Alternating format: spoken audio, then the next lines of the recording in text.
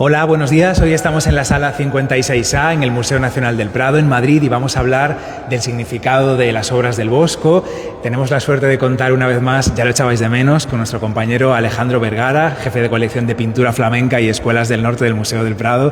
Alejandro, buenos días, ¿cómo estás? Buenos días, muy bien, Bernardo. Nos piden mucho que hables del Bosco, que lo sepas. Antes de empezar, en un segundo empezamos, pero quería llamar la atención sobre Whitney Dennis, que la conocéis porque hace directos en inglés con frecuencia aquí, los hace para... Hola, Whitney. Hola, buenos días. Los hace para una sección de la Fundación de Amigos del Museo del Prado, que es American Friends, que están preparando un curso que empieza mañana, que se llama Obras Maestras del Prado, en inglés, Masterpieces of the Prado.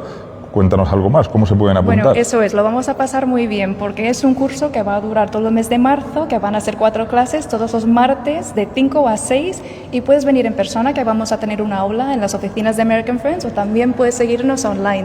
Entonces, os animo mucho a apuntaros. Muy bien, muchas gracias, Whitney. Bueno, muchas gracias a vosotros. Gracias, Whitney, suerte, seguro que es súper interesante, porque ya nos conocemos bien y sabemos qué bien hacer las cosas. Esperamos tu vídeo de este miércoles. Te despedimos.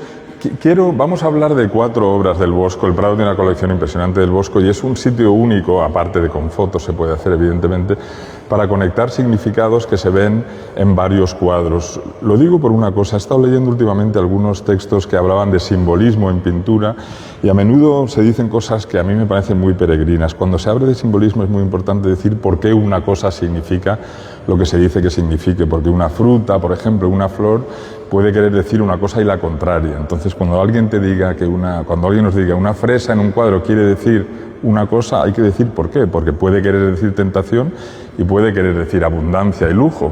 Entonces, hay que decir por qué quiere decir las cosas. Una manera de entender eso y de acercarnos al sentido general de la obra del Bosco es ver varios cuadros y considerarlos como una unidad, como la creación todos de una persona. Bueno, empezamos por la Mesa de los Pecados Capitales, que de hecho es la última de las que pintó, de las que tenemos en el Prado. Veis un gran ojo, cuidado, cuidado, nos dice el texto que hay en el centro, Dios nos vigila. Esta es la imagen que vemos aquí, más bien, Bernardo, en el centro. Exacto, esto es la pupila de un gran ojo, con Cristo resucitado, y el texto nos dice, cuidado, cuidado, Dios os vigila. Es una versión muy paranoica y muy negativa del ser humano, que puede que sea correcta, eso es otra cuestión, ¿no? Una inscripción en la parte alta, que viene del Deuteronomio, de uno de los libros del Antiguo Testamento, y dice algo así como que los seres humanos han perdido el juicio, son necios, no tienen inteligencia. Si la tuviesen, se darían cuenta de que este es su destino. Y esto es los pecados capitales. Os quiero enseñar uno, sobre todo, una imaginación alucinante. Es curioso el Bosco, que mucha fantasmagoría, mucha imaginación de infiernos, de criaturas demoníacas. Al mismo tiempo es uno de los primeros pintores que pinta escenas que parecen de lugares habituales, reales, normales, interiores, domésticos. Pero bueno, os quería enseñar una cosa. Fijaros en la lujuria, que es el pecado que más parece preocupar en la época, el sexo, claro. El sexo que no esté destinado a la reproducción. En la lujuria vemos varias cosas, instrumentos musicales en la parte inferior derecha, los vamos a ver en muchas obras del Bosco.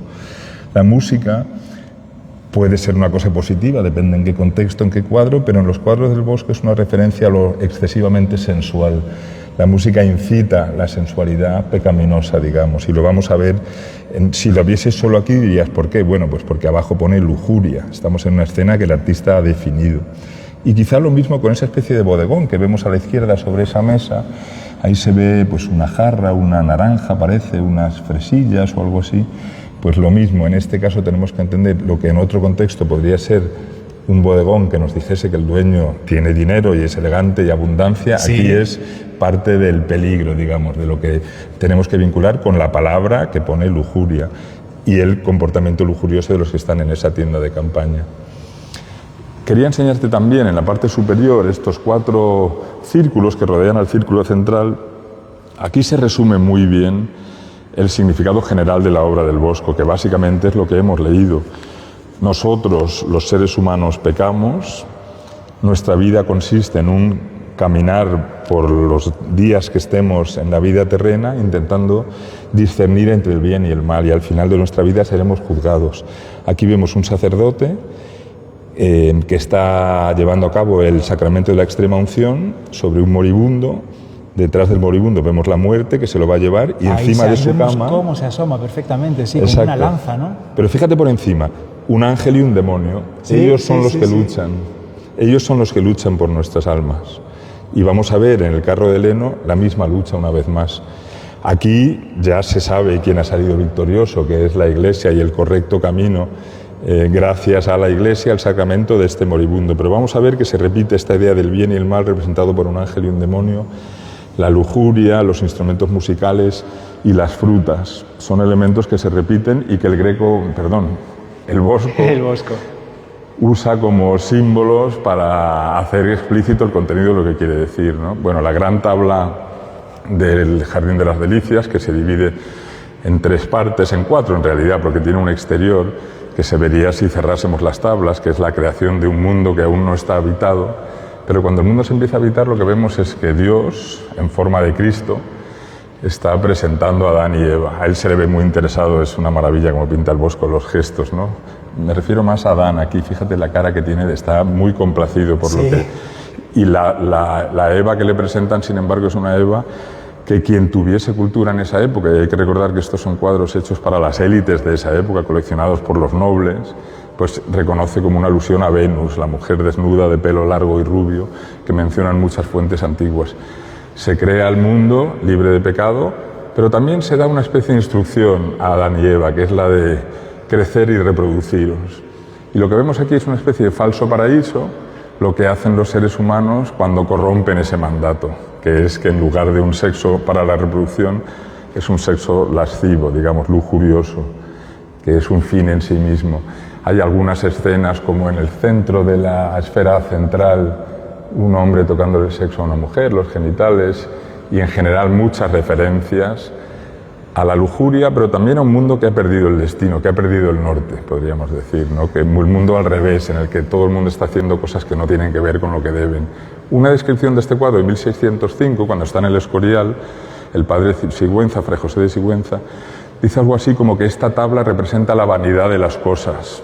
Y como ejemplo de la vanidad de las cosas sigue su descripción diciendo la fruta de la fresa o madroño, cuyo olorcillo apenas dura. Y lo que está diciendo es que los placeres, la lujuria, como las frutas, son perecederos, durarán poco, y que nos engañan a pensar que son pues un camino hacia la felicidad, digamos, ¿no? Y está el cuadro lleno de referencias a distintas frutas y a gente que las persigue, además de a muchas otras cosas. Me decías antes del directo que te gusta especialmente esta, ¿no? Esa me encanta, sí, ese grupo de gente que está ahí adorando y comiéndose esa fresa. Es interesante, ¿no?, que el Bosco tiene un significado general bastante sencillo: creación, corrupción y castigo, y sin embargo, a nivel de cada uno de los detalles en qué se inspira el Bosco, en algunos casos es claro, porque hay cosas que salen de la Biblia o que nos explica Fray Jerónimo de Sigüenza en 1605, el cuadro se pinta en torno a 1485, o sea que es un siglo después. Cosas que vienen de refranes, de distintos libros, algunos también. Ahí se publican algunos libros a final de la Edad Media sobre pues gente que visita el infierno. Hay una visión del caballero Tondal, por ejemplo, un irlandés que visitó el infierno. Bosco se inspira en esas cosas, pero sobre todo en su imaginación. Y ya entender cada cosa pues es muy complejo, ¿no? Y el infierno, fijaros aquí, vemos otra cosa que hemos visto antes. Las frutas como en la lujuria, la tentación de la mujer como en la lujuria, instrumentos musicales, que son una de las herramientas de tortura o de castigo que vemos aquí. Me llama la atención por ejemplo, este diablillo, que es espectacular, es muy convincente, medio cómico y terrible al mismo tiempo.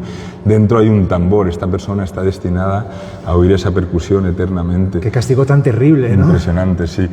Si hubiésemos visto la vanidad en la mesa de los pescados capitales, hubiésemos visto que en la imagen de la vanidad hay muchas imágenes de personas mirándose reflejados en espejos, no son excesivamente vanidosos.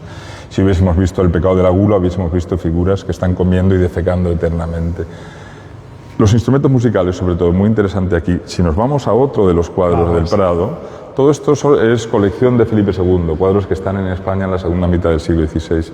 En este cuadro fijamos que vemos algo parecido, una creación cuyo mandato no es obedecido, expulsión del paraíso. En el centro, lo que hacen los seres humanos con ese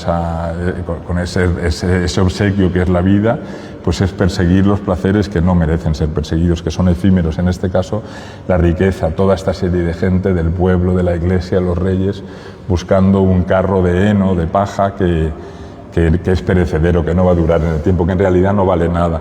Pero fijaros, encima de ellos hay una cosa que es muy significativa en este caso. Aquí vemos una pareja que están cantando y tocando un instrumento musical,